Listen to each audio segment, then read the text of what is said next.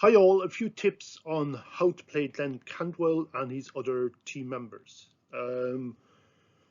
So Glen is a former or a current Fianna Fáil deputy. He's in the Shamrock Party. Now the Shamrock Party is a slightly left of centre party. In terms of where Glen sits in the Shamrock Party, he's probably more to the centre of the party. So he's probably more left wing within the Fianna Fáil party.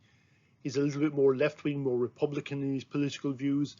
But relative to others in the Shamrock Party, he wouldn't be looked on as the most left wing candidate by any means in the Shamrock Party.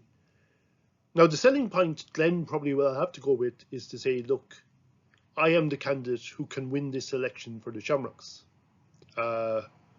Who's going to win an election? Bill Jennings. He's too far left. His policies, very few people are going to vote for us if we run someone like Bill Jennings or even Jessie Jane Campbell, because their policies are just too far left. The ordinary voters aren't going to go with this. What we want is someone who appeals to all the voters. Now, Glen's selling point is he's a popular politician, not a very experienced politician. He has been a TD for a long time, but he's a popular politician.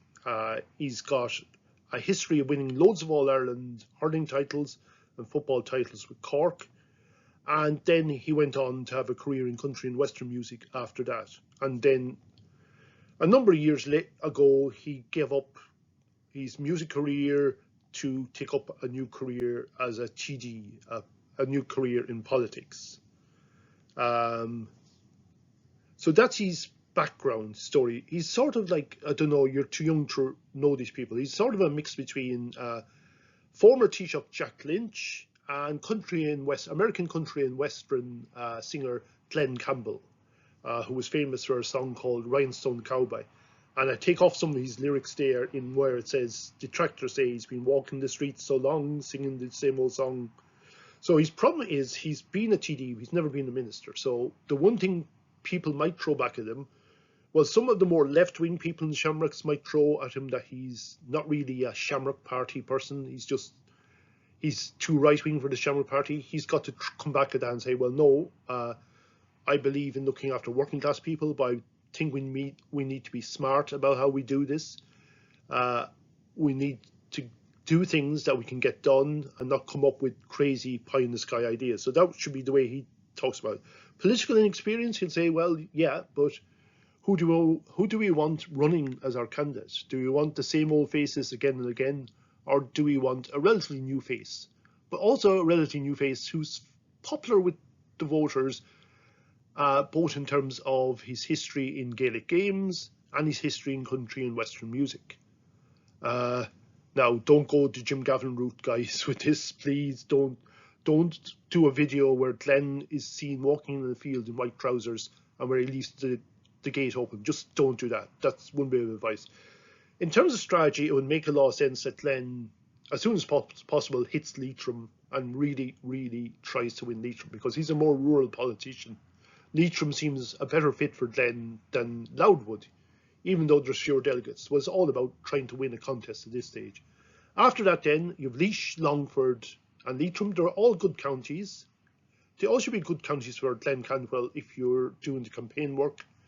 Limerick is next door to Cork.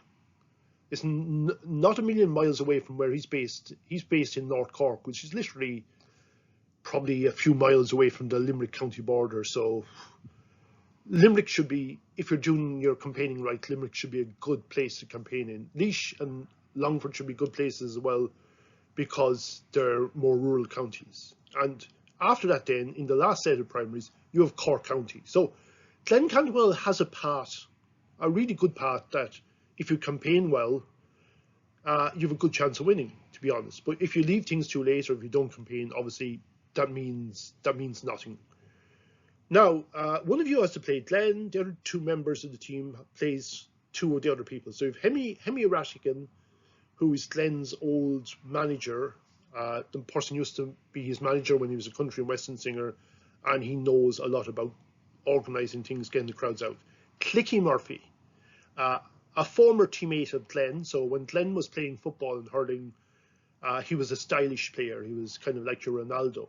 Clicky was a guy who kind of cleared the ground for Glen. So if one of the opposition players tried to take Glen out, Clicky would sort that player out, if you get what I mean. So a hard man, and he's carried that hard man persona into politics in support of Glen. Last of all, Declan O'Dowdle, another country and western legend. Declan O'Dowdle, Daniel O'Donnell, I'll let you think about that. So he's Ireland's favourite country and western singer, but he's obviously friends with Glen and wants to help out on Glen's campaign. So there's the three other team members. So you have a choice. The two people who are not Glen, you have a choice between these three people in terms of who you want to play. So the main thing to do is quickly, right today, very quickly decide who's going to play Glen. Secondly, decide the other team members decide who they're going to be. Are you going to be Clicky or Declan or Hemi? And start the campaign as soon as you can, because every hour counts at this stage, because Leitrim and Louth finishes on Sunday. If you don't do anything in Leitrim or Louth, you're already on the back foot in the campaign. So get your posts in so you can start to win votes, but also it's important to get your posts in that you can start to earn marks, because no posts, no marks. Lots of good posts, lots of good quality posts, lots of marks.